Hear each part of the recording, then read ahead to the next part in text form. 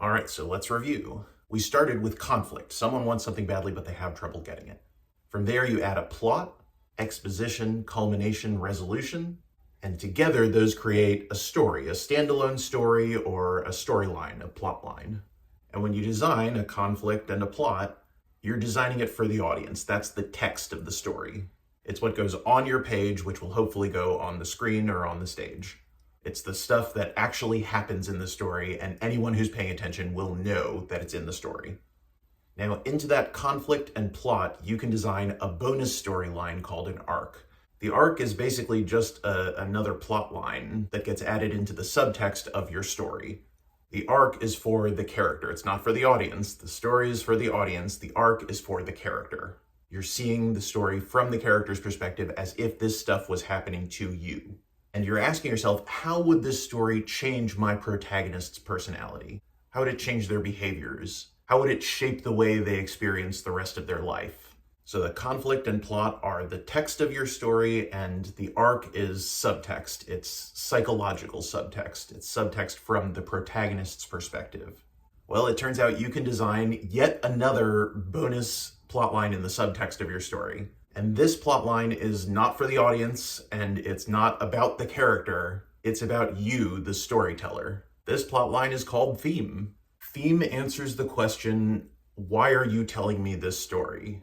You could have told me a story about anything in the universe, but you picked these specific characters going through these specific events in order to face this specific conflict. So why are these things important to you? What does this story tell me about you as a person? What are you saying about it? What does it mean to you? What does it mean to me? And the thing about theme is, it's going to happen no matter what.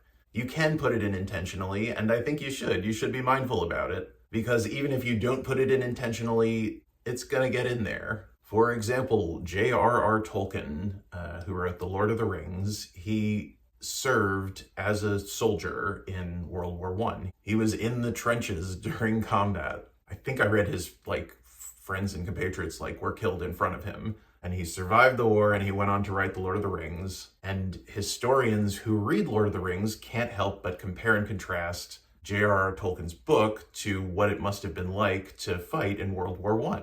But Tolkien really hated the idea that Lord of the Rings was about World War I. He said it was not. To quote, "I cordially dislike allegory in all its manifestations, and always have done so since I grew old and wary enough to detect its presence. I much prefer history, true or feigned, with its varied applicability to the thought and experience of readers. I think that many confuse applicability with allegory, but the one resides in the freedom of the reader, and the other in the purpose domination of the author."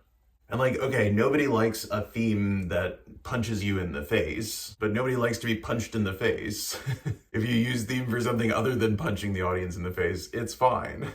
And my larger point is, if J.R.R. Tolkien, a man who served in World War I, wrote a book with war scenes in it, and if I, someone who has never served in the military, I've been in, one fist fight in high school, I have no real experience of violence. If I wrote a book with war scenes in it, it would be a lot less like World War I than J.R.R. Tolkien's book with war scenes in it.